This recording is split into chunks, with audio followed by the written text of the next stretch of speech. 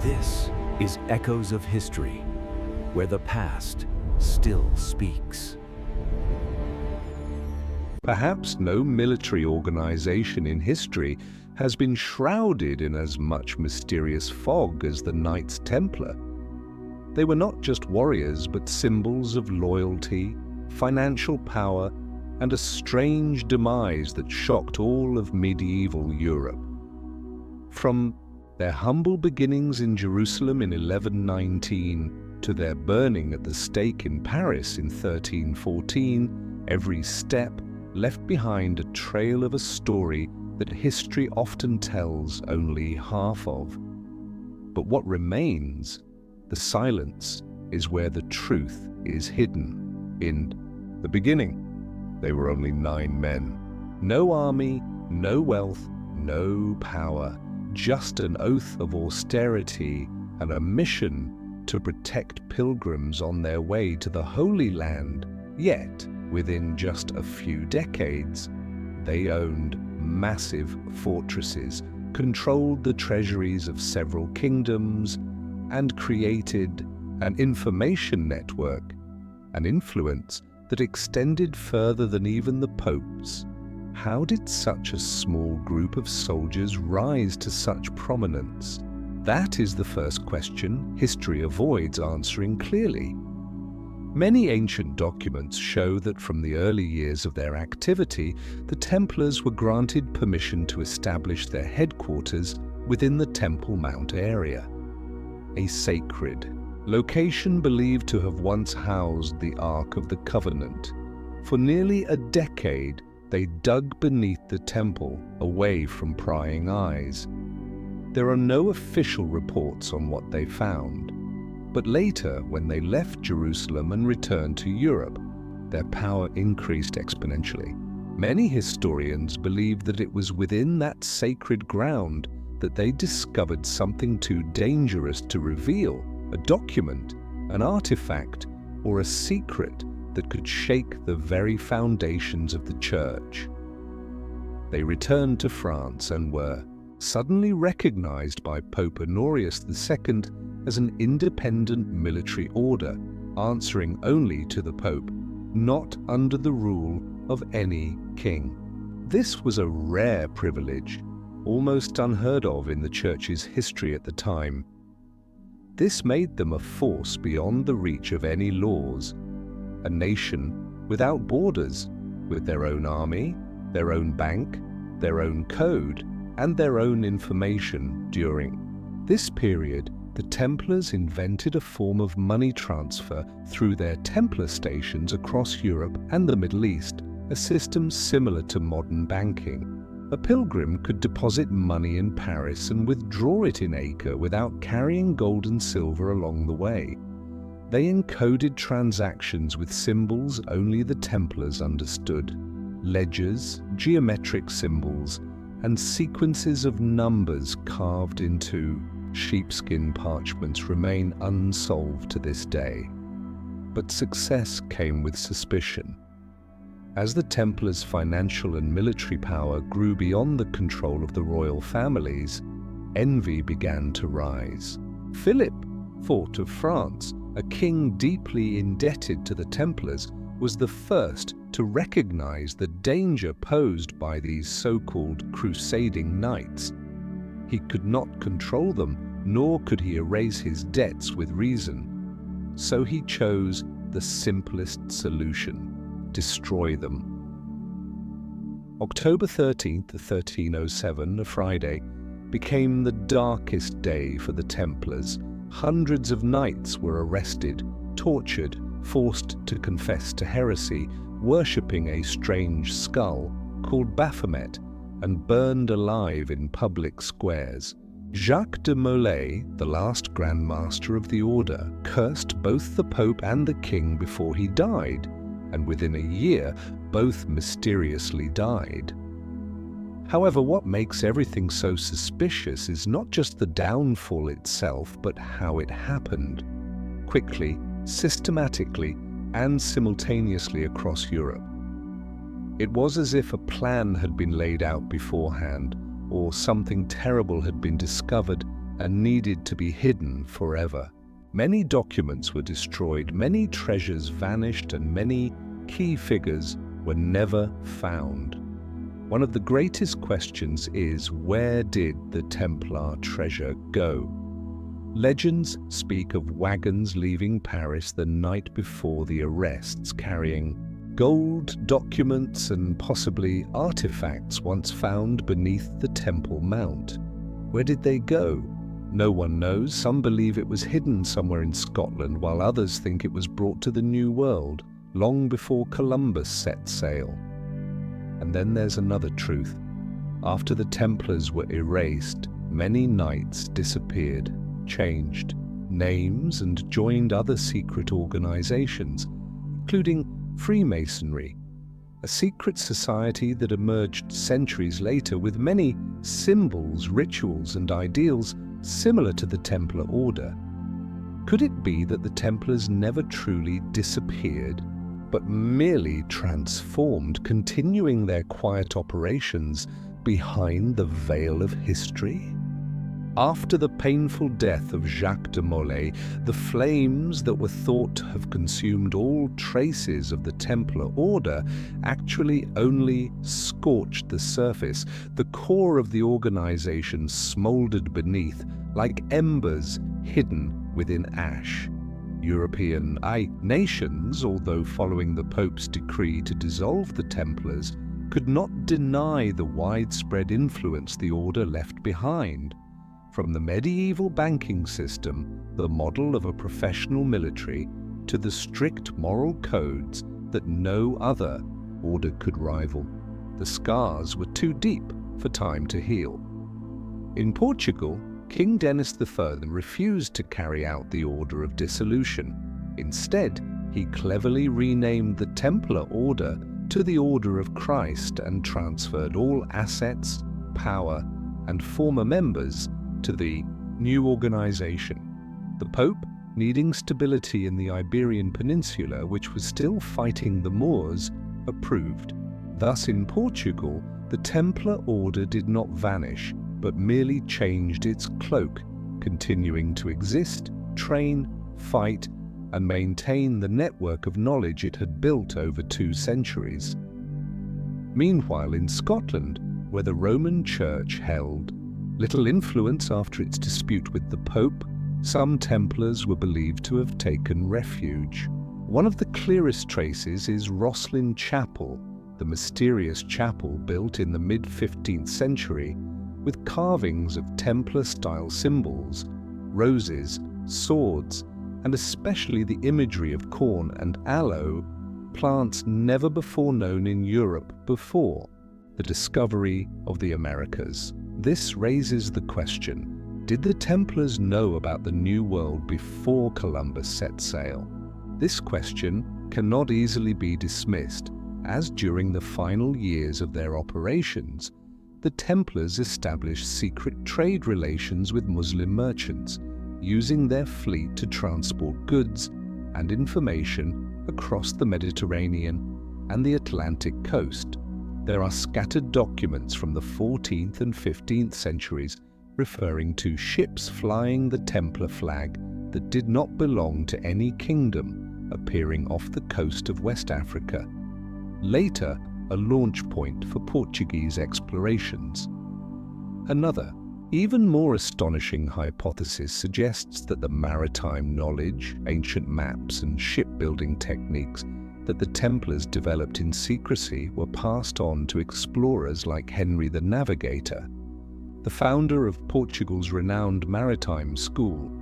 And if this is true, then the Templars' role in the age of exploration was not accidental, it was deliberate. But they did not only leave their mark on the oceans. On land, many signs indicate that secret groups carrying the Templar spirit continued to operate. Architectural works built after the 14th century in Europe, from Gothic churches to town halls, bear symbols similar to Templar codes, 8-pointed stars, stylized crosses, or sun-moon diagrams. These symbols were not just decorative, They were codes, a way to recognize one another, a silent language saying, "We are still here." Another piece of evidence lies in the Codex Gigas, the enormous book known as the Devil's Bible, which contains several pages written in a peculiar cipher matching the documents the Templars once used. Medieval handwriting experts suggest that some sections of the Codex may have been transcribed by members of the Templar Order, particularly the parts discussing the silence period after the organization was officially excommunicated. So, why the silence? Why not rise up, reclaim their honor? The answer may lie in the profound nature of what they had discovered. If the Templars truly held knowledge, evidence, or a truth that the Church could not control, then silence was the ultimate form of protection. Silence to wait for the right time. Silence to pass it down through generations. Generations who may not carry the Templar name, but still carry the spirit. And perhaps we are still living in a world they helped shape, only no one recognizes it. Throughout history, what cannot be destroyed often finds a way to be reborn, in a different form, under a different name, but with its soul remaining intact. This is the unwritten law that the Templar Order followed. If they truly held knowledge beyond the scope of their time about finance, maritime navigation, strategy, and even theology, then their disappearance was merely a strategic move to avoid complete destruction. Like a chess piece retreating to wait for the opportunity to counterattack, the Templars did not dissolve, they withdrew into the shadows. There is a subtle piece of evidence to this. The records of several popes from the 15th and 16th centuries, particularly Pope Sixtus IV, reveal that the Vatican allowed a group of old hermits to access the secret archives. These hermits were not officially called Templars, but their description is remarkably similar, dressed in white, with black belts, living with discipline, and regularly exchanging letters in ciphers. Many modern scholars suspect that the Vatican knew full well that remnants of the Templars still existed, but an unspoken agreement had been established, a form of silence that served both sides' interests. The Vatican, the greatest center of Catholic power, could not allow an external organization like the Templars to threaten its orthodoxy. Yet, at the same time, it could not completely erase what the Templars had brought: banking, commerce, strategies for protecting the faithful, and especially secret knowledge of ancient documents from Jerusalem. Therefore, silence was the only peace agreement that could keep everything in balance. No one officially acknowledged their existence, but no one openly hunted them down either. There is a lesser-known event in history that carries profound significance. In 1517, Martin Luther initiated the Protestant Reformation, challenging the monopoly of the Church. In the early years of the movement, he received mysterious support from a group of German nobles, willing to provide both financial backing and sanctuary. Some scholars believe these individuals, who had once owned property managed by the Templars, were indirect descendants of the order. They did not oppose the Vatican out of hatred, but to restore a pure faith, free from the control of a niche-style organization. The influence of the Templars did not stop at religion. During the French Revolution in the late 18th century, many revolutionary leaders were members of secret societies, with Freemasonry being the largest. The symbols on flags, crests, and architecture from this period all echo Templar iconography, from the eight-pointed star, the mystical circle, to the layout of Parliament halls along an east-west axis, similar to the chapels the Templars once built. If we delve deeper into the ancient urban maps of Paris, we notice something strange. The main axis of many state buildings is designed to align with the sunrise on the summer solstice, a detail commonly found in Templar architecture.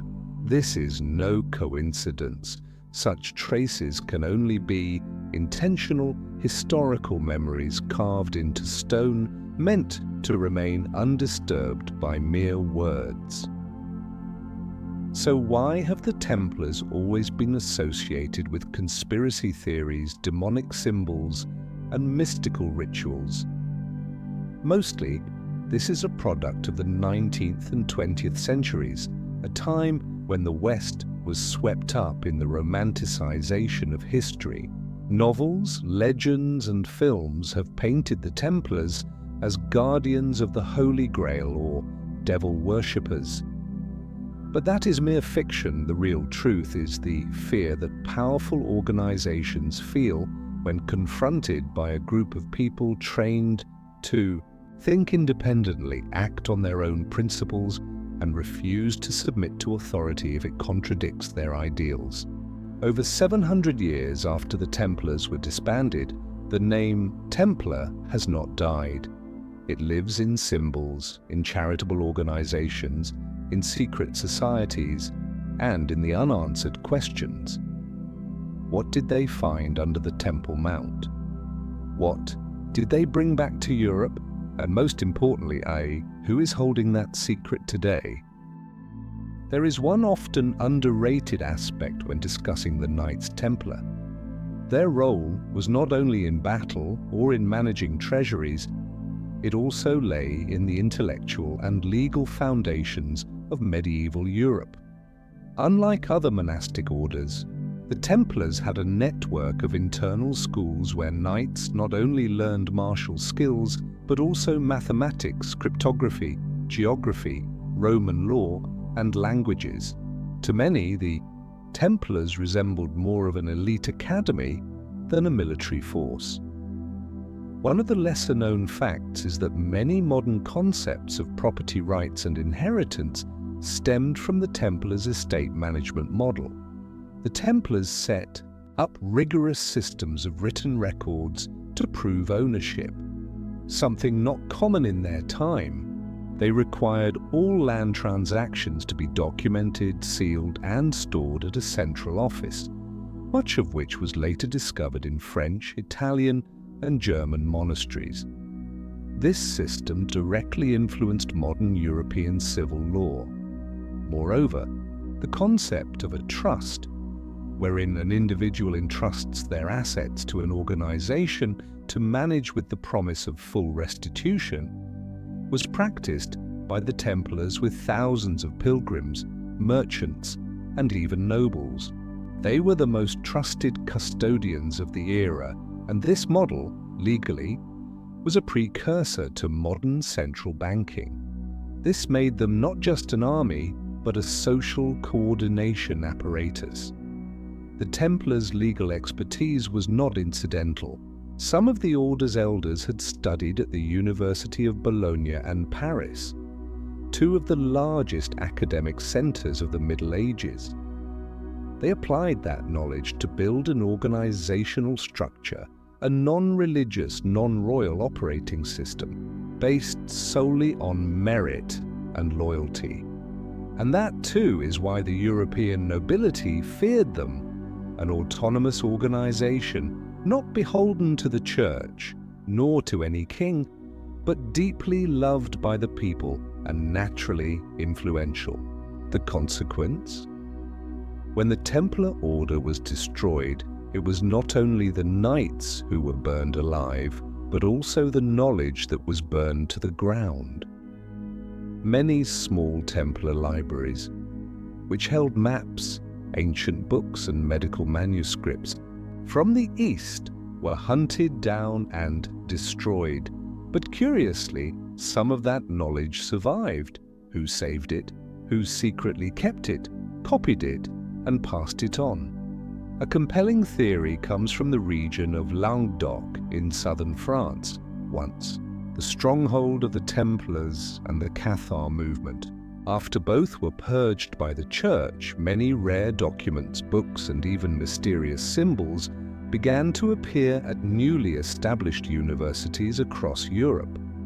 Oxford, Cambridge, Padua suddenly had access to texts from the Middle East, even maps depicting China and India with an accuracy ahead of its time. Could this be the true legacy left by the Templars? Not gold and silver, not treasure, but knowledge? And if that's the case, then the reason for their eradication was not their wealth, but their ideas. They challenged the order of their time with the existence of a different model, a society based on knowledge, ideals, and discipline, rather than bloodlines, titles, or blind faith. The Templars did not demand power through swords and spears, but through understanding. And that, to the royal families and the church of the time, was the real threat. As the remnants of the Templars scattered across Europe, many believe they continued to spread their ideals through secret societies, hidden schools, and even through art. Ancient music, murals, and Renaissance-era architecture contain recurring ciphers, rose patterns, polygonal symbols, and double helixes, possibly as marks to identify those who held the old ideas. They did not proclaim it openly. They left memories in the most subtle form, culture. And that's why the Templars were never forgotten, because they did not leave a material legacy that could easily be stolen, but an intellectual one, something even the strongest could not fully burn away. After the official dissolution of the Templar Order in 1312, it seemed as though all of their operations had come to a halt. But history rarely moves in such a simple, linear fashion. When an organization is so deeply embedded in the power structures, economic systems, and ideological frameworks of Europe, as the Templars were, its eradication is never absolute. It merely drives everything underground, where truth is whispered through stone tablets, nameless maps, and the silent corridors of forgotten libraries.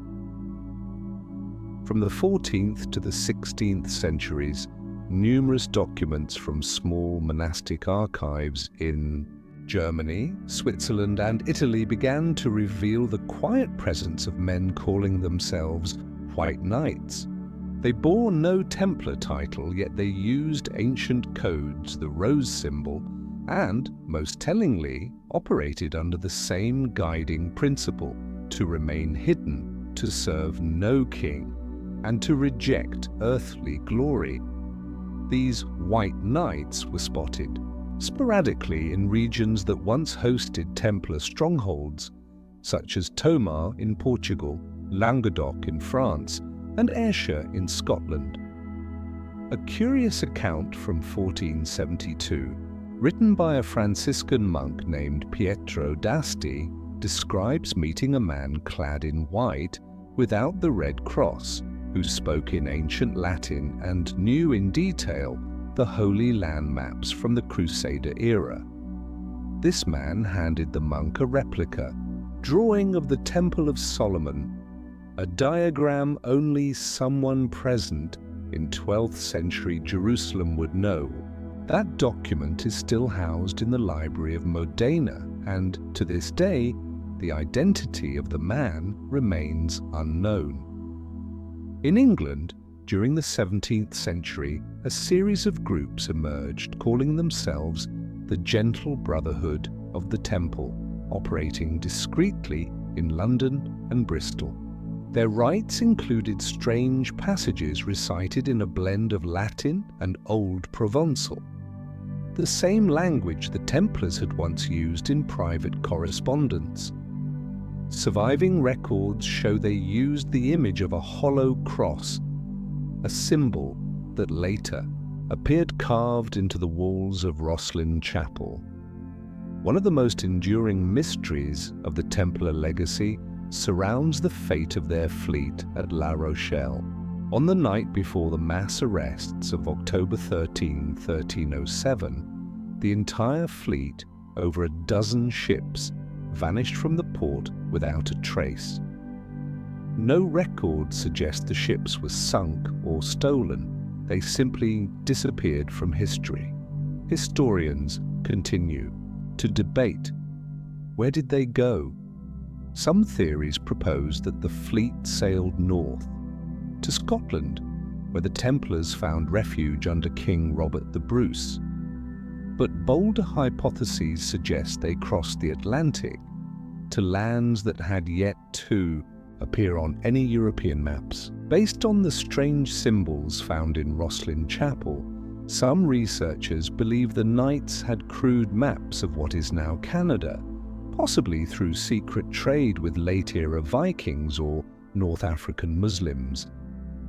If this is true, then the Templars may have reached the New World nearly 200 years before Columbus set sail, and that might explain the urgency of their suppression, not just for their wealth or heretical leanings, but because they held a truth capable of upending the Christian world order.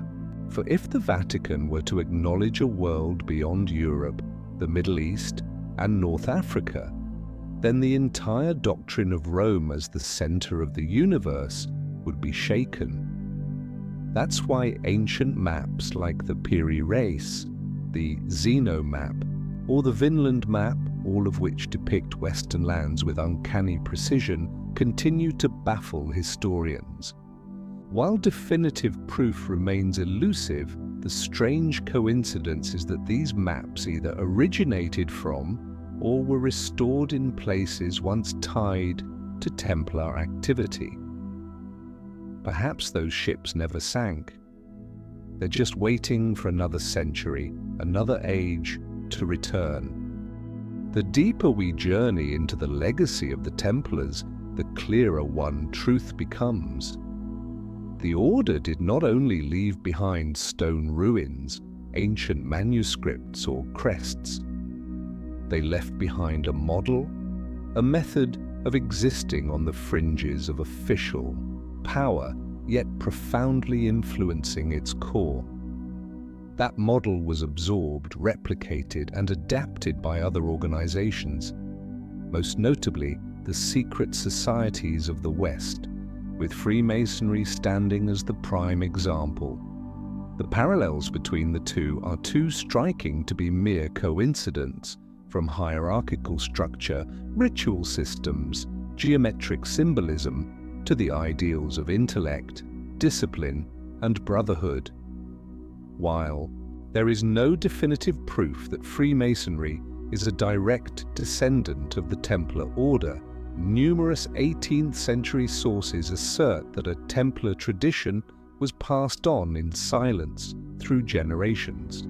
This is further supported by certain Masonic lodges in Germany, Scotland, and France that claim to be Reformed Templar branches, not just in symbols, but in spiritual syncretism and their quiet resistance to centralized authority. Documents from the Strict Observance Lodge in 18th century Germany detail initiation rites that included oaths of loyalty to the spirit of the Holy Temple and to an anonymous order that transcends time. These writings shook the scholarly world of the 19th century and forced historians to revisit the theory that the Templars never truly vanished. They simply changed the way their ideals were passed on. Adding to this mystery is the recurring appearance of Templar symbols during revolutions. The red flag of the French Revolution matched the color of the Templar cloaks. The revolutionaries' secretive oaths in candlelit stone chambers, pledging themselves to a supreme ideal, strongly resembled the rituals once practiced by the Order. Even the famous motto Liberté, Égalité, Fraternité can be read as a modern reworking of the three core Templar virtues: loyalty, brotherhood, and wisdom. And then, scattered across 19th century documents, from America to France, emerges a haunting phrase: the silent architects. They are described as those who stand behind the great movements of the world, leaving no trace. Scholars such as René Guénon and Albert Pike, themselves members of secret societies, hinted that the organizational knowledge, symbols, and administrative blueprints of modern institutions, from central banks to parliaments, were influenced by an ancient prototype, the Knights Templar. If they are indeed present, their presence is not in proclamations or public parades. It is found in the way societies are structured, in flexible yet tiered systems of power, in the ideal of an order above orders, and in symbols that may seem decorative yet carry silent historical weight. It is precisely for this reason that many powers in the 20th century began to try to redefine the Templar image. From cinema and novels to conspiracy theories, the Templars were pulled into the public imagination as a captivating name, but twisted into fantastical tropes: demon worshippers, secret assassins, puppet masters of global chaos. Yet, these images run counter to what history actually shows: a disciplined order, rich in ideals and fiercely loyal to the truth they believed in, even when that truth led them to burn on the stake. They were vilified not because of crimes, but because their enduring influence made new powers uneasy. The best way to erase a legacy that cannot be destroyed is to make the public doubt it ever mattered. And so, instead of learning from what the Templars left behind, the modern world seems to know them only through distortions. Yet if we listen closely enough, if we look carefully enough, we can still find them in the ways societies silently structure power, in the symbols that repeat across centuries, and in that strange chill we feel when we step into an ancient chapel, where light slants through a stone dome, a quiet reminder that something greater than official power once existed and never truly left.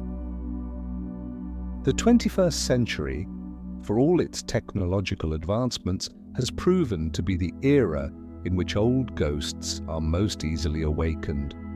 As national libraries began digitizing their archives, as universities expanded access to ancient manuscripts, and as AI-powered tools grew capable of decoding the ciphers once used to obscure forbidden knowledge, the name Templar began to resurface, not through the language of religion or legend, but through the lens of science. In 2011, a research team from the University of Leuven in Belgium published a discovery that barely made headlines. A handwritten 14th century document stored in the Vatican archives revealed an internal investigation led by Pope Clement V. What's astonishing is that this document, now known as the Chinon Parchment, contained no confirmed charges of heresy against the Templar order.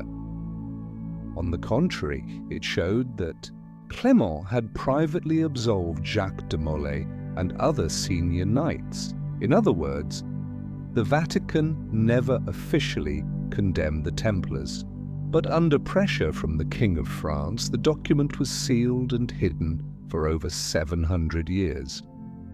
So, if the Templars were never truly guilty, but rather pawns in a purge driven by financial and political interests, then everything we've been told about their crimes is the product of deliberate propaganda. And in that light, what remains are the encrypted letters, the stone reliefs, the sealed parchments, are not just remnants of history, but the final testimony of an organization that was never granted a fair trial. At around the same time, an independent German researcher named Erich von Hintz uncovered a set of ancient maritime charts in Bremen, believed to originate from La Rochelle, the former base of the Templar fleet.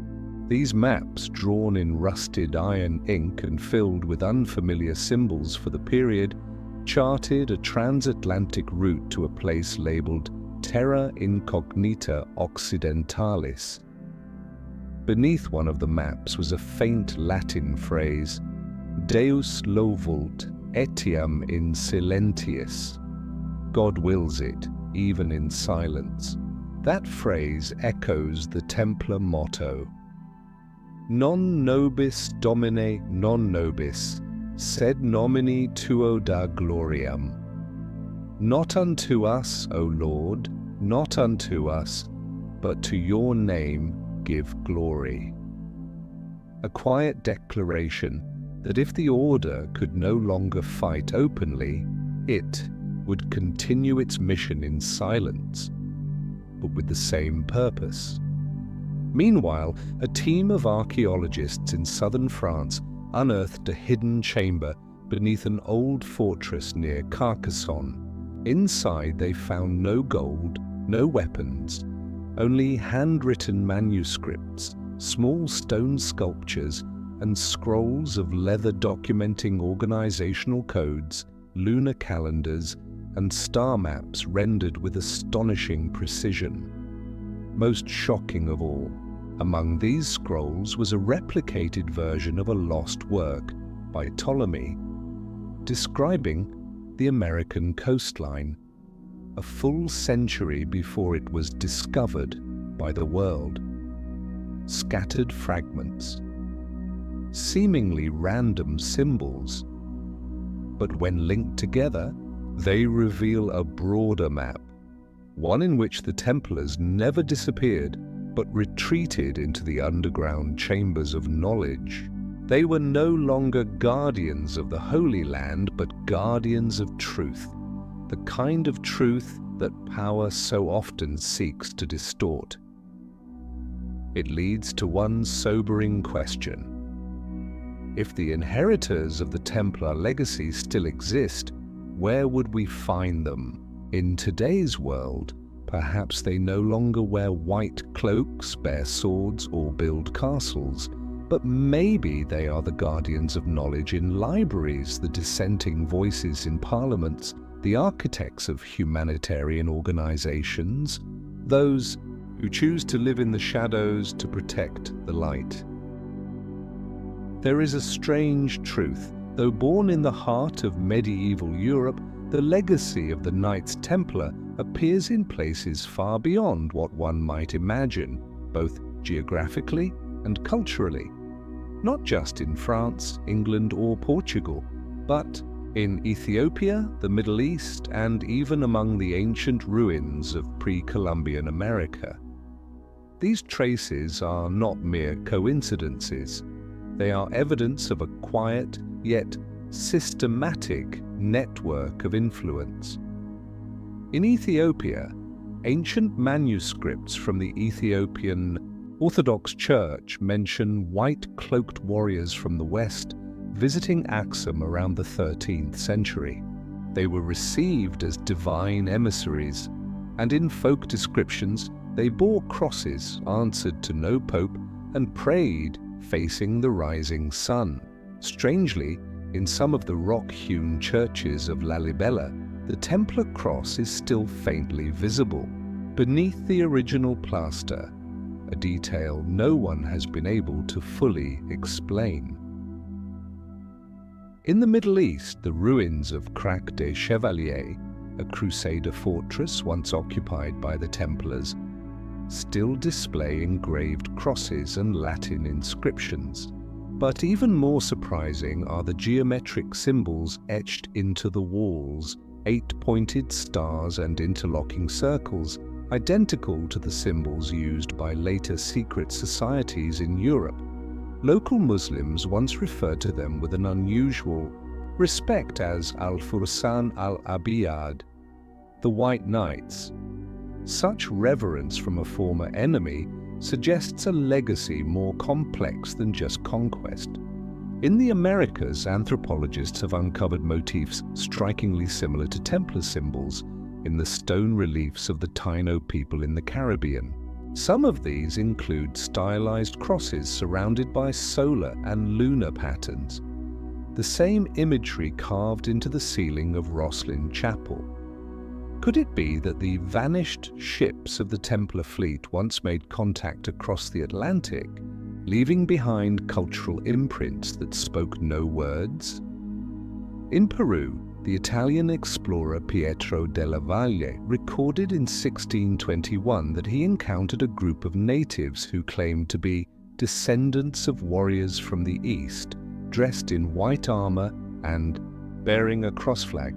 While modern historians debate the authenticity of this account, the consistency in detail raises another possibility, that the Templars' influence extended beyond trade or warfare into symbols, rituals, and belief systems. This leads to a larger question. If the Templars did make contact with civilizations outside the Old World, they may have been the first to initiate a kind of spiritual globalization, an exchange of symbols, knowledge, and rites long before empires began to conquer. There was no official proclamation, but perhaps the Templars sought to build a network of sacred resonance, not through dominance, but through cultural harmony. In the now lost records of the 1296 Templar Council in Portugal, there is a curious line describing a westward voyage to the land where the light never fades. No one knows its true meaning, but many believe it refers to a mythical land and possibly the Americas, or perhaps a philosophical idea, a place uncorrupted by power and rigid dogma. We may never know what is absolutely true, but one thing is certain. The Templars never saw themselves as mere tools of Rome or the crown. They viewed themselves as stewards of a legacy that transcended borders, and that more than anything is what made them dangerous to the powers of their time. Today, when we stumble upon mysterious carvings etched in ancient stone, when long forgotten, maps resurface thanks to digital restoration, or when a whisper of old Latin echoes through a distant chapel, perhaps we are not simply witnessing fragments of history, but standing in the fading footprints of a silent grand journey, begun by those once known as the Knights Templar. The 20th century, defined by war, revolution, and technology, hardly seemed like a world built for medieval knights. And yet, strangely, it was during this very age of industrialization and modernity that the name Templar re-emerged, not on battlefields or within chapels, but in shadowy meeting rooms, secret summits, and whispered conversations among politicians, scholars, and philosophers. In 1935, during a secret conference in Munich, an internal document circulated within a theosophical political society known as the Thule Gesellschaft. Within it, an entire chapter was dedicated to analyzing the Templar model as a prototype for the ideal organization: disciplined, softly hierarchical, non-territorial, and tied to a belief system beyond secular law. This was a time when new regimes were desperate for powerful symbols to justify their rule. And among the symbols they reached for was the Red Cross of the Templars. During World War II, some German special units wore the Red Cross insignia on their sleeves, distinctly different from the broken swastika of the Nazi Party. This was no accident. Many high-ranking SS officers, especially those immersed in myth and symbolism, believed the Templars held secrets of sacred bloodlines and the order of intellectual warriors.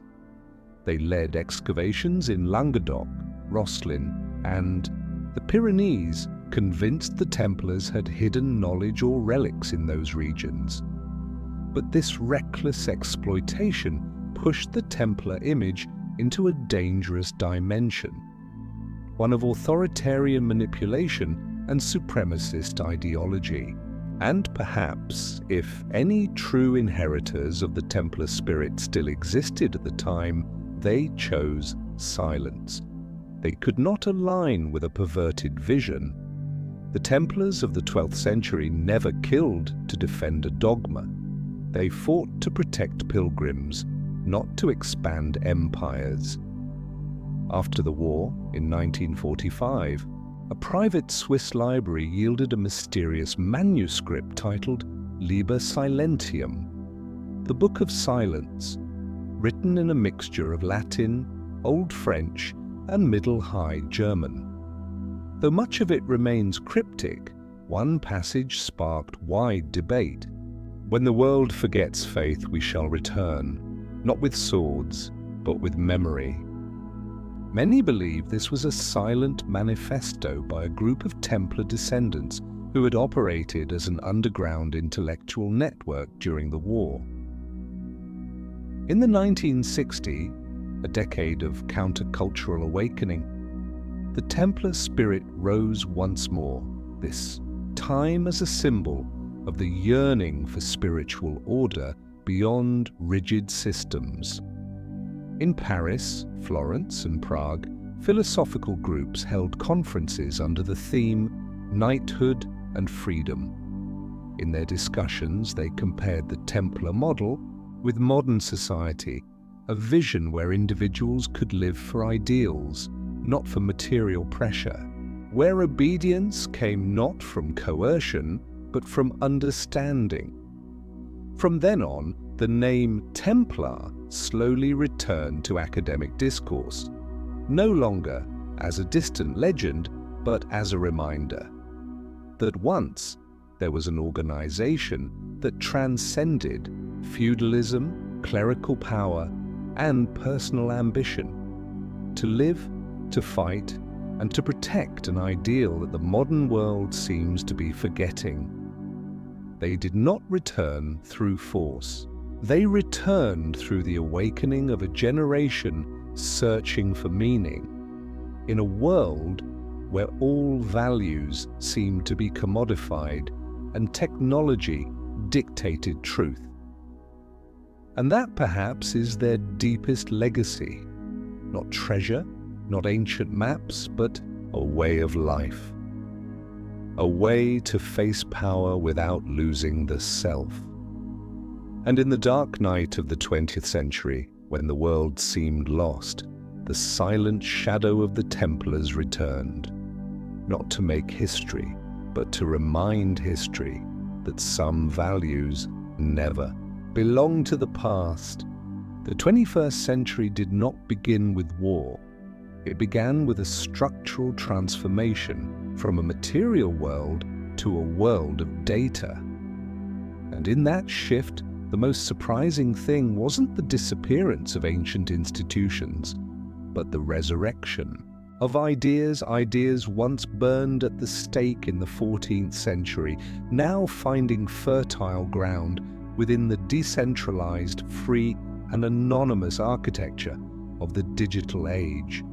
What once made the Knights Templar a target of suppression, financial independence, transnational operations, organizational autonomy beyond political control, and ideals that transcended religious authority, have today become admired traits actively recreated in new forms. It's not difficult to see that within the structures of blockchain networks, the operations of DAOs, decentralized autonomous organizations, and even in the visions of modern tech founders, the outline of a Templar mindset is reappearing. Take Bitcoin, for example. a financial network independent of any central bank, governed by transparency, fairness, and immutability. Isn't that the very dream the Templars once explored through their medieval pilgrim checks? The Templars pioneered a system that allowed travelers to transfer wealth without carrying gold, relying instead on encrypted notes and secure monastery stations. They encoded, verified, and distributed credit in a way the modern world is only now beginning to fully understand. Similarly, the way the Templars built their internal information systems, using symbols, hand signals, geometric ciphers, and networks of sworn brotherhood, mirrors today's approach to distributed security and information privacy. Fragmented yet connected, anonymous yet transparent, it was this structure that allowed the Templars to survive for 2 centuries, and it's becoming a blueprint for today's digital society. And within this digital world, another phenomenon is unfolding: the return of symbols.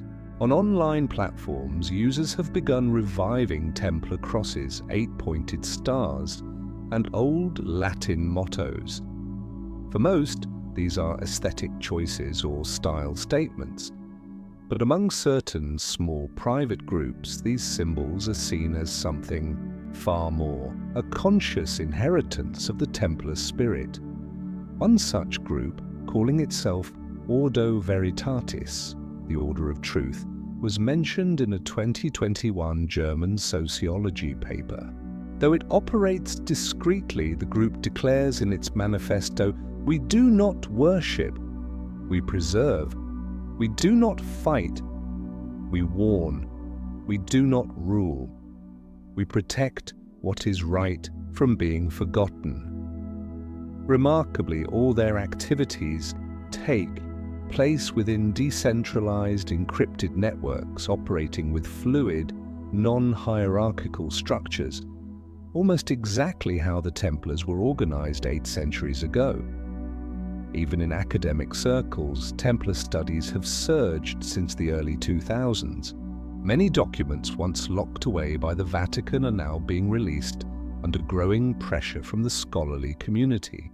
Historians like Barbara Frail and Alain de Murger have gone further, proposing that the Templars were not just products of the Crusades, but manifestations of a perpetual counter-systemic tendency in human history. Whenever society is crushed by concentrated power, an organization like the Templars will re-emerge in new form, but with the same core ideals. In a world where information is controlled, where individual freedom is threatened by algorithms and corporate monopolies, ancient symbols have become spiritual anchors, and perhaps this is no accident of nostalgia. Perhaps it is collective historical memory whispering that once there was a group that did not bow to power, that lived for a timeless ideal, and that when the age demands it, they will return. Not with swords, not with white cloaks, but with principles so deeply etched into the human spirit that no force can erase them. In the heart of Rome, behind towering walls and gilded gates, the Vatican still stands, not only as the center of faith, but as one of the greatest repositories of human knowledge the world has ever known. Over 80 kilometers of shelves hold ancient manuscripts, encrypted letters, records of heresies, and the diplomatic correspondences of empires, all resting in near total silence. But not everything has been forgotten. Some fragments, faint as they may be, are beginning to slip into the light, and at the center of this seismic shift, once again, is the name Templar. In 2001, Italian historian Barbara Frail uncovered a document misfiled for nearly 7 centuries within the Vatican's secret archives. Known as the Pergamentum Chignon, or the Chignon Parchment, it is the official record of an investigation personally conducted by Pope Clement V in 1308, shortly after the mass arrest of the Knights Templar across France. What it revealed shook the foundation of official church history. In the document, Clement did not condemn the Templars as heretics. On the contrary, he granted them absolution, writing in the solemn language of the papacy, because their confessions were extracted through torture, and because they acted without malicious intent, we grant them pardon. Had this been made public at the time, it might have saved hundreds of knights from the flames. Instead, it was sealed away, for reasons the Vatican has never explained. Why? Because if the Templars were innocent, then every manhunt, every trial, every charred body in the public square becomes a crime of systemic injustice. And beyond that, if they were innocent, then their treasure, their rituals, and the knowledge they preserved were not heretical relics, but sacred legacies of the Church itself, abandoned by the very institution meant to protect them. Following this revelation, researchers began demanding access to other Vatican files relating to the Templar Order. Piece by piece, a new picture emerged: secret reports from papal envoys in the Middle East documenting Templar efforts not only in battle, but in building hospitals, schools, and negotiating ceasefires with Muslim leaders. A direct contradiction to the fanatical crusader image they had long been assigned. In 2017, a symposium at Oxford University titled Non-Ecclesial Religious Orders in the Medieval World presented a controversial conclusion. The Templars were not merely a military monastic order, but an early form of supra-church structure, where power did not flow from hierarchy, but from voluntary submission to a sacred ideal. They lived by discipline, not decree. They served justice and faith without allegiance to throne or mitre. If accepted, this view would radically reshape our understanding of church history. The Vatican, though it has not formally restored the Templars' honor, has begun to quietly acknowledge them. Some manuscripts once buried in sealed vaults have been displayed in academic exhibitions, and in recent papal addresses one hears words of reconciliation. Let us learn from the mistakes of the past, so we do not burn those we were meant to protect. But perhaps the strongest restoration hasn't come from the church, but from the public. Documentaries, podcasts, academic lectures, and freely published research online have brought the Templars back into collective memory, not as shadowy conspirators, but as a symbol of suppressed ideals. And in an age where old institutions are being scrutinized, the image of white-cloaked warriors standing at the crossroads of morality and power feels more relevant than ever. Because perhaps we don't need the Templars to return with swords. We only need them to return in spirit, to stand with the truth when all else remains silent. At a deeper level of history, there are stories that do not need to be written down to endure. They require no chronicles, no titles, no medals, because they live in choices.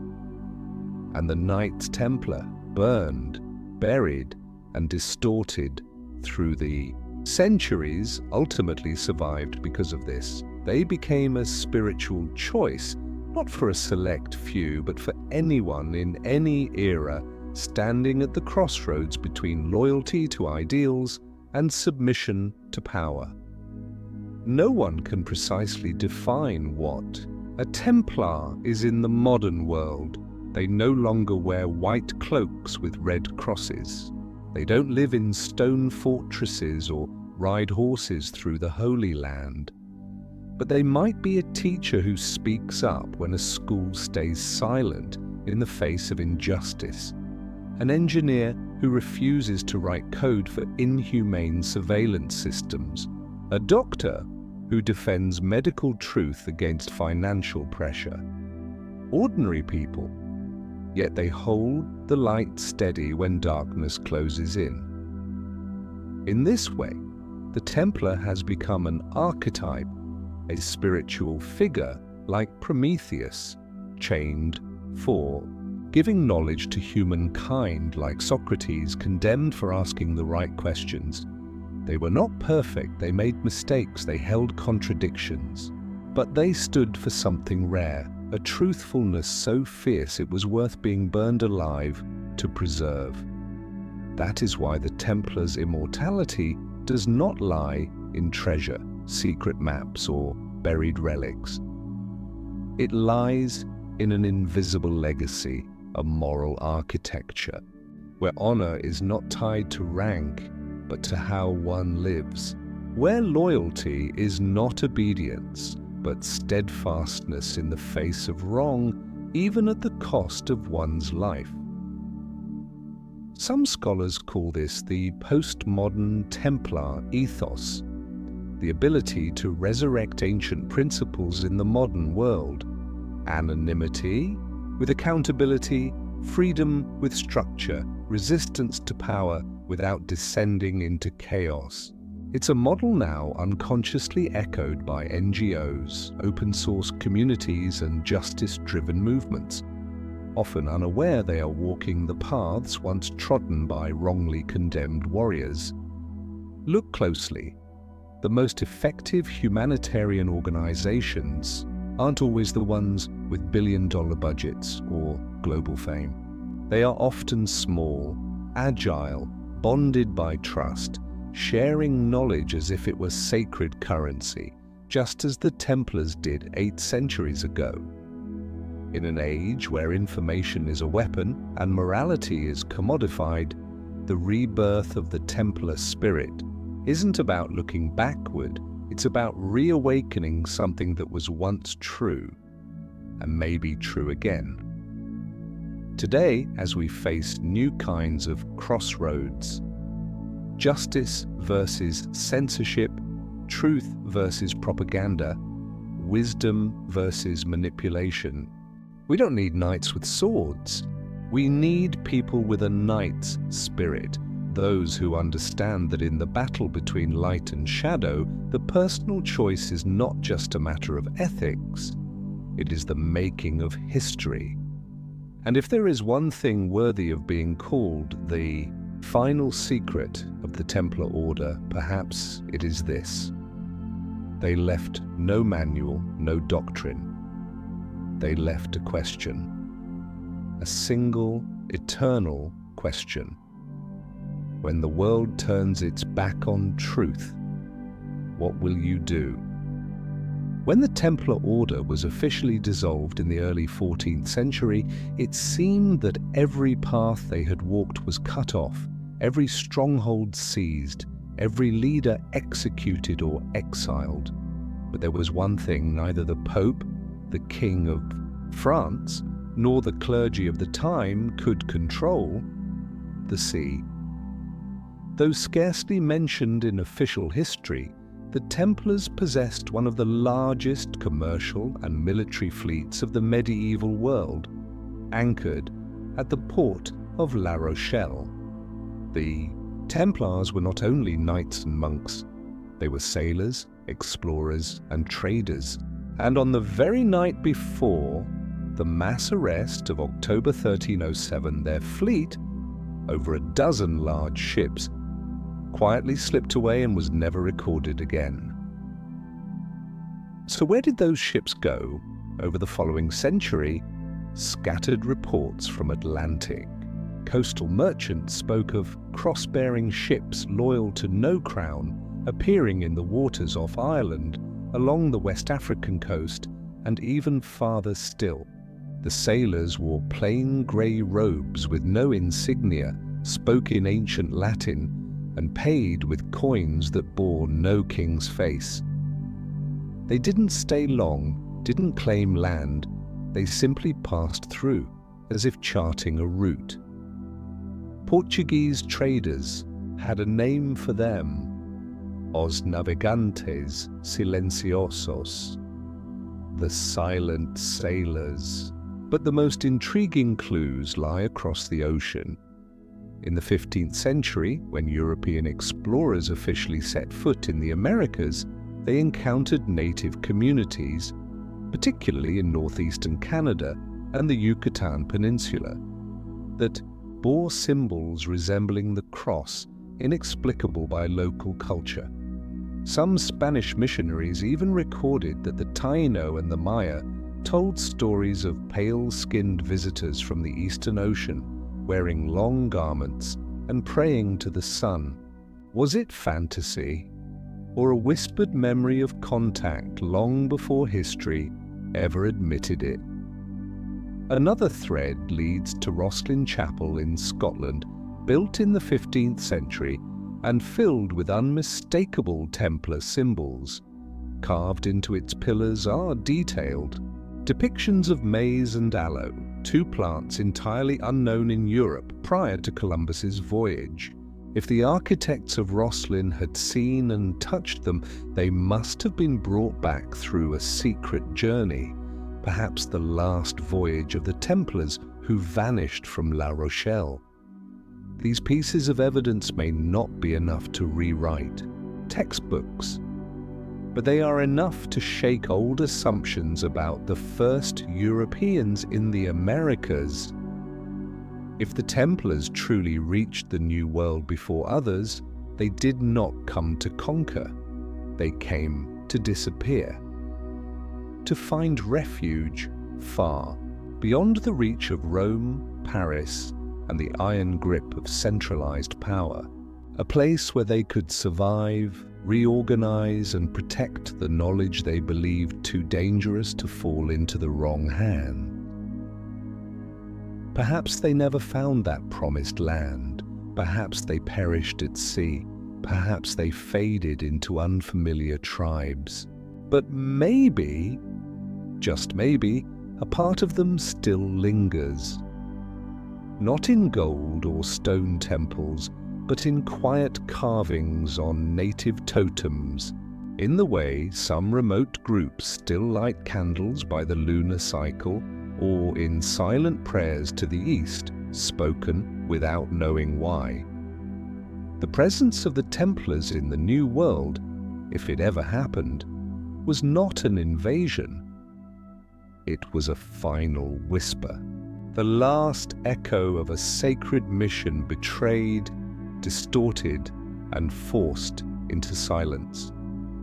A mission that never truly died, it simply changed the direction of its sails. In an era when words could get you burned at the stake, survival depended on what could not be spoken. After being branded heretics, the Templars lost more than power and property. They lost the ability to name themselves. But within that silence, a new language emerged, the language of symbols. If you've ever stepped into an old chapel and noticed an 8-pointed flower carved into a pillar, a square nested in a circle, or a tilted hollow cross, then you may have entered a space where the Templars once stood. They left no proclamations. They left images, visible to the eye, elusive to the mind, symbols as codes and codes as knowledge, reserved only for those who carry memory. Unlike academic language, Templar symbolism doesn't divide the initiated from the uninitiated. It is reserved for those who have undergone an inner awakening, for those who recognize that coincidence is often a signal.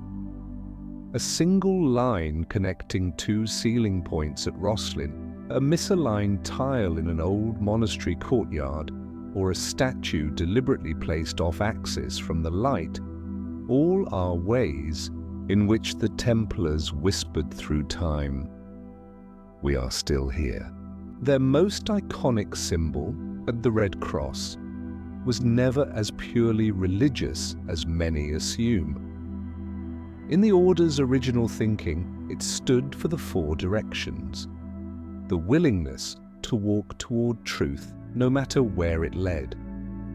Some accounts suggest the cross was chosen not because of Christ, but because it was a geometric representation of intersection, where the sacred meets the worldly, where spirit meets flesh.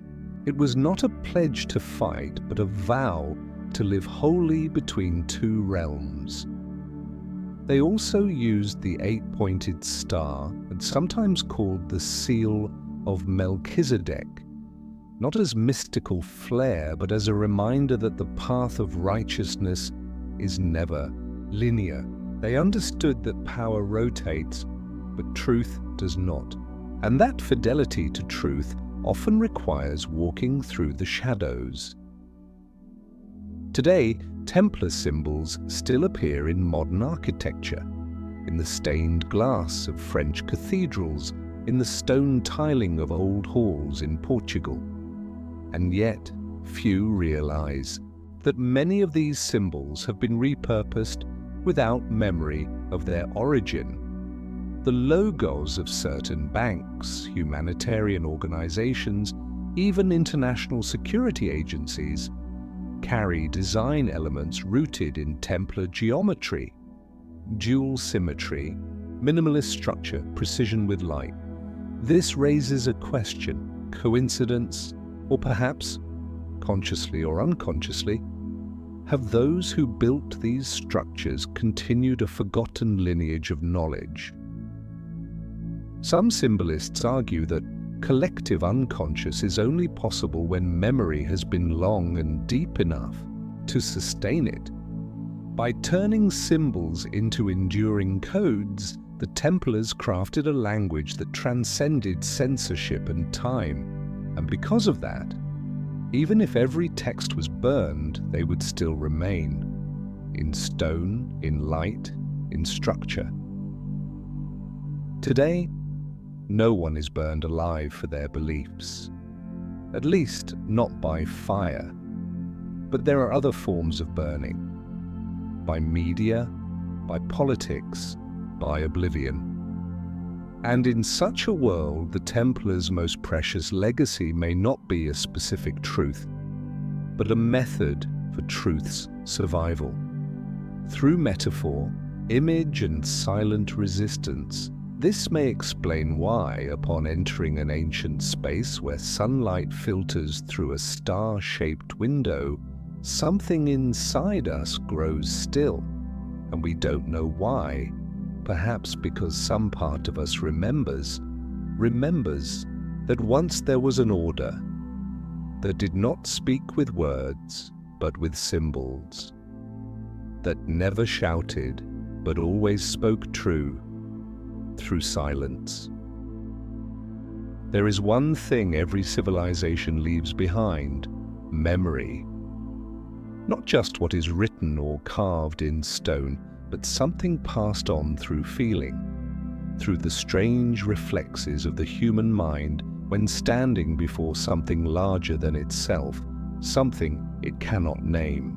The Templars somehow stepped into that memory. You don't need to be a historian to recognize it. Just stand in an old chapel where light cuts through a stone window shaped like an 8-petaled flower, landing perfectly on a small symbol carved into the floor, and you'll feel it. Not the light, not the architecture, but memory. Not your own, but something older, as if the place itself remembers.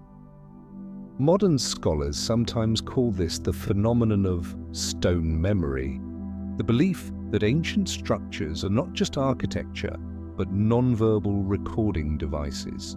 Every symbol, every shaft of light, every golden ratio calculated not just for beauty, but to transmit something that cannot be spoken.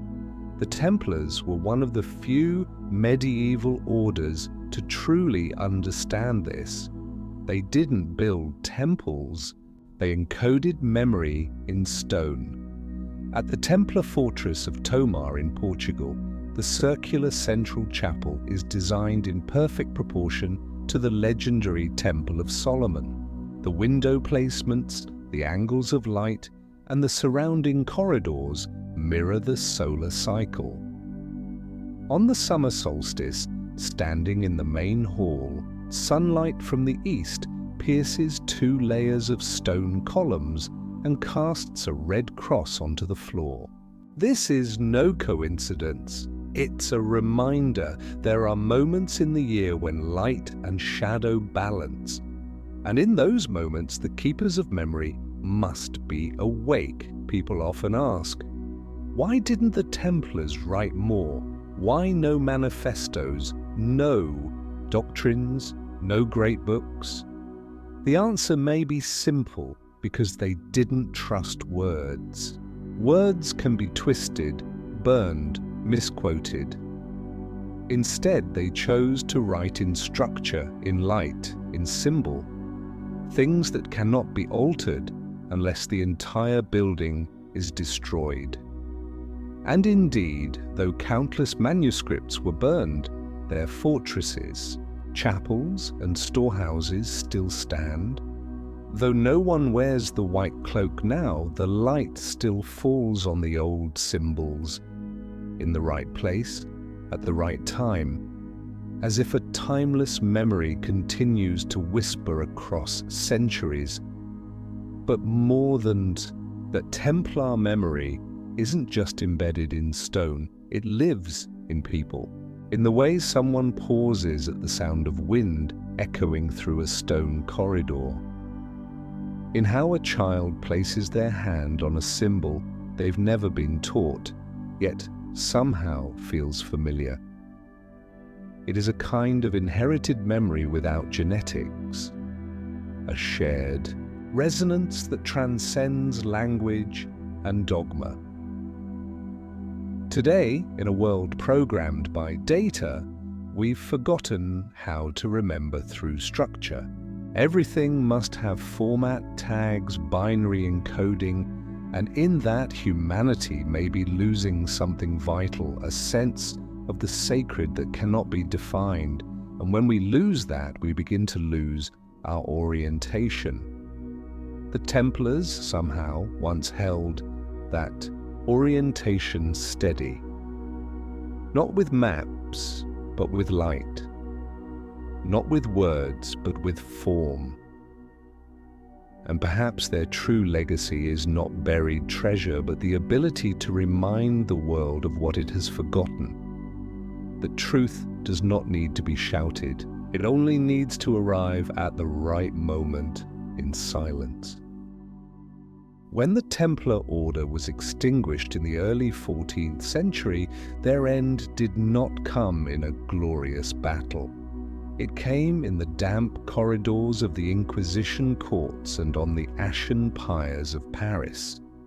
There were no trumpets, no medals of honor, only accusations read in a cold voice, confessions extracted under torture, and bodies burned, along with centuries of knowledge buried in smoke and cinders.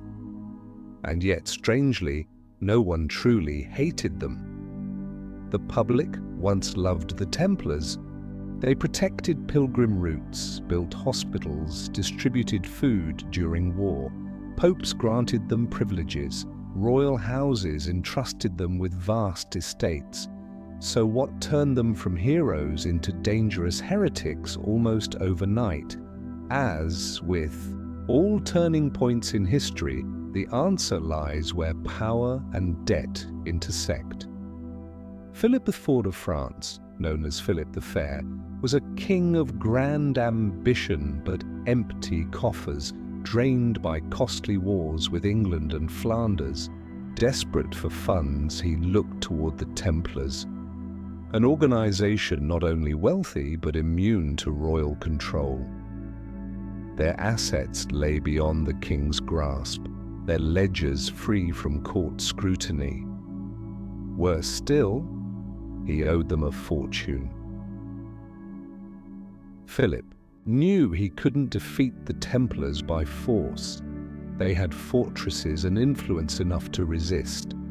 But if he could recast them as enemies of the faith, no one would defend them. And so a meticulous scheme unfolded, accusations of heresy, strange rituals, worship of a mysterious idol named Baphomet, and confessions twisted by torture.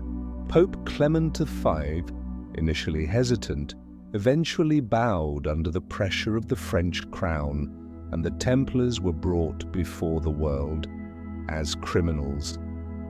Yet in that moment, cast out by both church and throne, the Templars became something more than an order. They became a symbol. Not because they were entirely innocent, not because they were always right, but because they dared to exist outside the centralized order. They refused to kneel.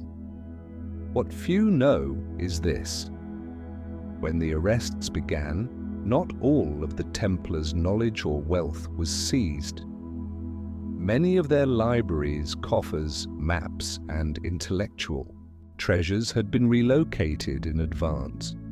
Records suggest that in the weeks leading up to the mass arrests of October 13, 1307, Templar delegations quietly withdrew from key command posts in Paris, Montpellier, and Lyon. No one knows where they went, but many believe they were warned from within. Which raises a question. Was someone inside the Vatican or the French court secretly opposed to the purge and helped them escape?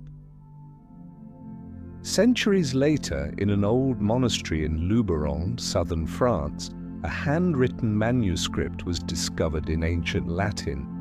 It detailed emergency meetings held by Templar elders in the final days before their downfall. One passage in particular struck historians. "We will not resist. The enemy requires an execution, not a war. Let them believe we are finished. While the fire still burns, the seed will quietly take root elsewhere."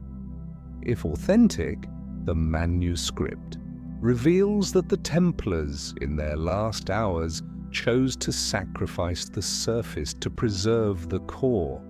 They vanished from the pages of official history to survive in the shadows of memory. That choice opened one of the most enigmatic chapters of their story, the era of anonymity. After the purge, all formal traces of the Templar order were erased, but those who remembered, their ideals, their structure, their symbols, began to regroup under new forms. They no longer used the name Templar, but they swore allegiance to truth, to knowledge, and to a core principle. Live without kneeling, die without betrayal. And if there is one final secret the forces that destroyed the Templars never understood, it is this: they didn't just extinguish an organization, they helped give birth to a legend, and once a legend lives in the minds of the people, it never dies. When history speaks of the Knights Templar, it often conjures images of men in white cloaks mounted on horseback fighting for their faith. But there is one truth nearly erased from collective memory: the women. They are not mentioned in the official chronicles. Their names do not appear on elder councils. No stone fortress bears their likeness. And yet, if you listen closely to the whispers of time, you'll find them everywhere. In the years following the arrests of 1307, as most knights were imprisoned or burned at the stake, a mysterious presence began to emerge across the rural landscapes of France, Portugal, and Italy. Women in black, often living alone or in secluded convents, without any official rank or title. But they held manuscripts, they held keys to secret libraries, and they were the only ones permitted to tend to Templar architecture. In Languedoc, one of the Templars' final strongholds, folk records from the 14th and 15th centuries speak of les gardiens de la croix, the keepers of the cross. They carried no weapons, never acted publicly, but they were always there when a dying knight needed a final rite, when a carving had to be concealed, when a vault of knowledge needed burying. Many believe it was they, not the surviving knights, who ensured the Templar spirit never vanished. Their exact role may never be fully known, but the architecture from this period begins to shift. Where once there were bold crosses, now appear 6-petaled flowers, concentric circles, symbols of life, cycles of time, feminine energy. Some scholars call this the Silent Restoration, the period when surviving Templars passed their burden to those best suited to disappear: women. In ancient libraries in Avignon and Coimbra, handwritten letters have been discovered, signed not with names but with rose symbols, sent from a sister fluent in the old Templar tongue. These letters describe how to conceal documents, how to use floral encryption, and how to recognize one another through a breath behind the eyes, a non-verbal signal only taught from childhood within the order. Unlike the knights, they did not swear loyalty with swords, but with memory. Some women's religious orders in Spain and Provence still hold an odd ritual. Once a year, on October 13th, they light 7 candles on a stone table, recite a passage in ancient Latin, and sit in complete silence for exactly 24 minutes. No one could explain the ritual until it was aligned with the date of the mass arrest of the Templars, October 13th. It was not a memorial, it was encoded memory, passed silently through generations.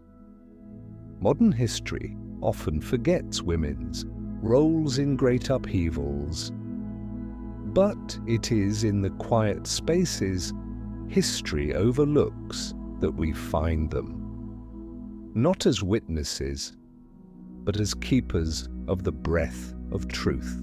If the Templars survived across centuries, it is largely thanks to those who wore no armor, wielded no blade, yet carried a memory sharper than any manuscript.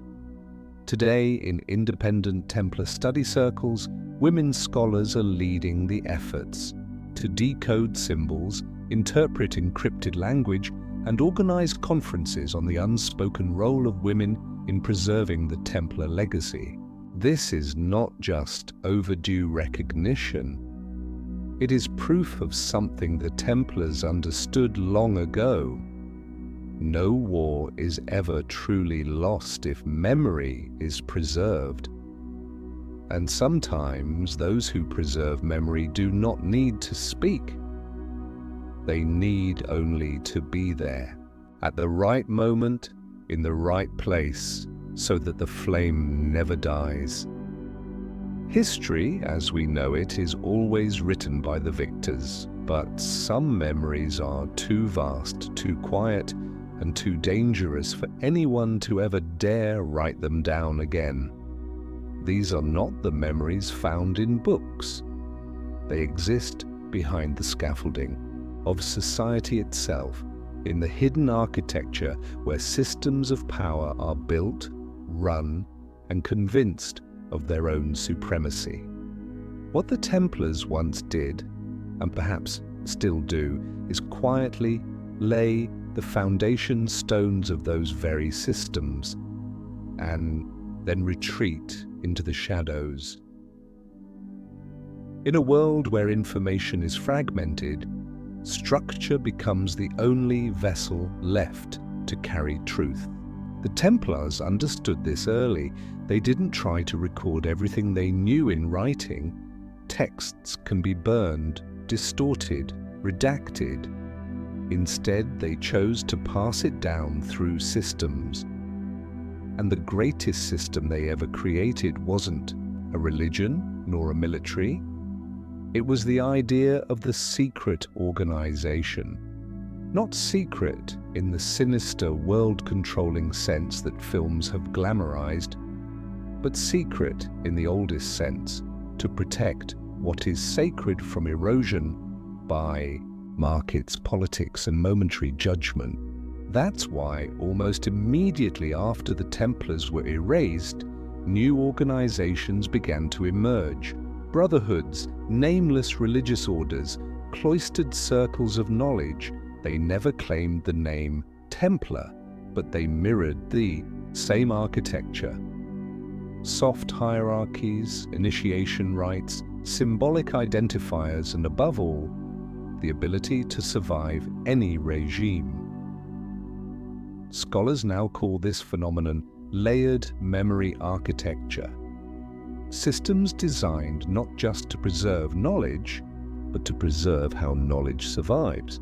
A structure built for long-term endurance. And if we look closely at the longest-lasting human institutions, from central banks to ancient universities, from parliaments to academic guilds, we find that many rest on principles the Templars tested centuries ago. Consider the components: cross-border networks, stateless presence, internal structure without government oversight, rituals to establish informal bonds, and operations grounded more in trust than in legal enforcement. This is the Templar DNA, and because that DNA lives on, their spirit never died. It merely changed form. There were moments in the 20th century when the world's largest institutions believed they were inventing something new: flexible, organizational models, non-bank financial systems, decentralized governance. Few remembered that 800 years prior, a group of men had already enacted those things, not to run an empire, but to preserve a truth. Some modern analysts now refer to this as Templar thinking, the kind of system that adapts easily, requires no spotlight, and prioritizes ideals over leadership titles. In a world obsessed with personalization, this is rare, a structure not built around personalities but shared vision, a network where power derives not from authority but from understanding, and perhaps that is why the Templars were never replaced, because they never sought to dominate the stage of history. They built the stage itself. When power rises, they withdraw. When truth bends, they return, not to take control, but to rebalance what has tilted too far. We may never be able to prove the Templars stand behind any modern event, but we can see their fingerprints in how certain institutions function, in the structure of nameless organizations, in the symbols that quietly return. And perhaps that's exactly what they hoped for. Not recognition, not praise, but the faith that if truth ever falls into danger again, someone will remember them. Not to resurrect an order, but to revive a structure where justice needs no campaign, truth needs no branding, and loyalty asks for no reward. In the heart of the Vatican, beyond the grandeur of the Sistine Chapel and the Apostolic Palace, lies a place few have ever set foot in. It is not marked by stained glass or marble, but by silence, a long, dim corridor, guarded not by keys alone, but by absolute stillness. This is the center of the Vatican's secret archives. home to over 80 kilometers of shelving, holding centuries-old letters, verdicts, trial records, diplomatic notes, and papal decrees. And somewhere, in a drawer labeled with an indecipherable code, lies all that remains of the Knights Templar. Very little is publicly known about this section. Most of it remains classified, untranslated, unreleased. Yet scholars who've glimpsed its contents, unlike Barbara Frail, insist the Vatican never destroyed the Templar files. They preserved them. Not to honor the Templars, but perhaps because they feared the truth might one day return and would need to be controlled. In recent years, as fragments of the archives have been digitized and selectively released, the real revelations have not come from what's written, but from what isn't. Gaps in paragraphs, redacted sentences, missing documents that once bridged one page to the next, as if someone had tried to conceal, but not completely erase, as if, in some unconscious act, the Vatican did precisely what the Templars once did, left truth behind, hidden in silence. The clearest example is the Pergamentum Chinon, the secret pardon issued by Pope Clement V to the Templar leadership. This document wasn't discovered in an announcement or press release. It was stumbled upon when a scholar accidentally misfiled a request in the archive's internal system. In the parchment, Clement admits that the knights confessed under duress, that their testimonies were extracted through torture, and that he had absolved them. Yet this document was never used to overturn their convictions. It was sealed away, a private truth no one wanted to face. Why? Perhaps because to acknowledge the Vatican's mistake would not merely restore the Templars' reputation, it would call into question the entire machinery of medieval justice. It would unravel the logic behind the executions of thinkers, the silencing of scientists, the extinction of entire religious orders. It would open a hole, not in the ground, but in collective memory. In a leaked internal Vatican report from 2019, there was mention of a proposal to establish a historical truth commission to re-examine wrongly condemned religious groups. 3 names were listed. The first was Ordo Templi, the Templar Order.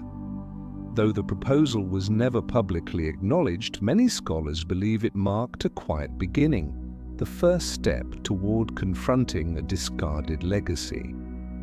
But rehabilitating the Templars, whatever happens, is not just a religious question. It is a political one. Who will answer for the hundreds of lives extinguished? Who will bear the consequences of admitting that the so-called heretics of 7 centuries ago were actually keepers of light? And so the Vatican has perhaps chosen a third way, neither affirmation nor denial. They open part of the archive, guard the rest, and leave the public to wonder. It's a tactic of image management, but it has had an unintended effect. It's ignited a global curiosity. Today, dozens of independent researchers, universities, private circles, and documentary teams line up to access the Templar records. Each year, a few more pages are decoded, a few more secrets emerge, and, slowly, the Knights Templar, burned in the fires of political power, are being restored by the light of knowledge. If one day the Vatican formally declares the Templars innocent, it will not change the past, but it will affirm what the Templars held fast to for centuries in silence, that truth cannot be burned, it can only be delayed until the world is brave enough to read it. If you walk far enough through the layers of dust left by time, down the cold stone corridors of ancient fortresses, into locked libraries and codes that were never broken, you won't find the Templars as an organization anymore. There are no grandmasters, no castles, no maps to hidden treasure. But you will begin to sense something, like a faint warmth lingering on cold stone. They are still here, not in form, but in structure, not in name, but in way of life. And perhaps that is their final victory. The Knights Templar weren't destroyed because they did wrong, but because they did differently. They existed outside control. They operated on trust instead of decrees. They lived by discipline but bowed to no one. They believed in a truth that could not be bent, not by kings, not by popes, not by fire. And for that they had to be erased. But what power could not predict was this: you cannot burn a structure once it's been planted in the human mind. When Jacques de Molay was burned at the stake in 1314, he left no will, no final message. But, according to witnesses, he looked directly at the king and pope, the men who condemned him, and said, "Both of you shall soon appear before the judgment of God." It wasn't a curse. It was a reminder that power may win the moment, but truth always waits its turn. And indeed, both King Philip IV and Pope Clement V died that same year. No one knows if it was coincidence or ancient justice, but the world remembered. And from that moment on, the name Templar was no longer just a title. It became a symbol. A symbol of what? Of loyalty to ideals.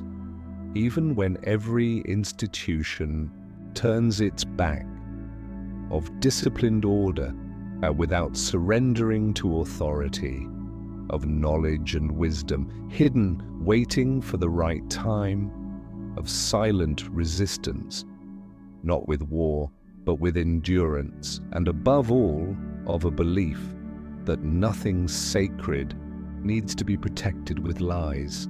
And if the world still needs light, someone, somewhere, will always guard that flame, even in darkness. Today, you may no longer see white-cloaked knights riding across the hills, but you will find them in the doctor who refuses to bow to corrupt medical authority, in the engineer who writes code to fight mass surveillance, in the teacher who speaks truth even when the textbook says otherwise, in quiet individuals unnamed who still live by the principles of light. And if one day, amid the chaos of the world, you find yourself standing alone, facing the pressure to stay silent, to follow the crowd, to survive by submission, remember, there was once an order that chose another way. They didn't live forever because they were strong. They lived forever because they dared to be vulnerable. The right way. Because some things, when guarded by blood, by silence, by memory, cannot be erased, not by fire, not by time, not by power. They're just waiting for someone worthy to carry them forward. If you've listened this far, perhaps you feel the same as we do, that this world needs more stories that are deep, slow, and honest. We're retelling what was forgotten, not with noise, but with quiet depth. If you believe these values are worth preserving, please consider subscribing, not just to keep listening, but to become part of the journey of keeping the flame alive, because somewhere within you, a silent knight may be listening too. Thank you for being with us.